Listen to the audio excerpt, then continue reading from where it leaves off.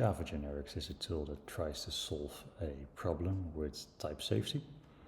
Here I have a box and I can put anything of type object inside of this box. I have a getter and a setter.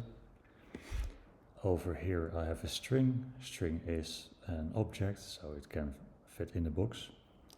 And when I want to retrieve the string from the box, I can call the getter, and I have to cast it to a string in order to fit in the string over here.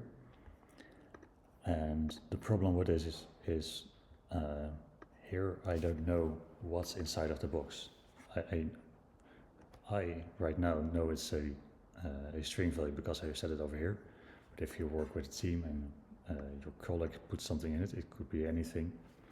And if you, for example, have an integer object in here, and I want to cast it to a string, it could give you some problems.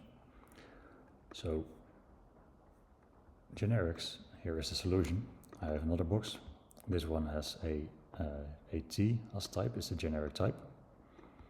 It's notated by the diamond brackets around it.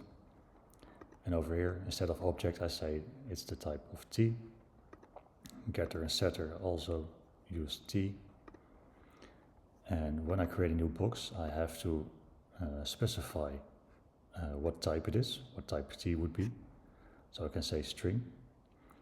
And so as you can see here, I don't need the auto boxing, the boxing with the brackets, like here. It's not needed. This one returns a string value. Can also be seen here. Returns a string.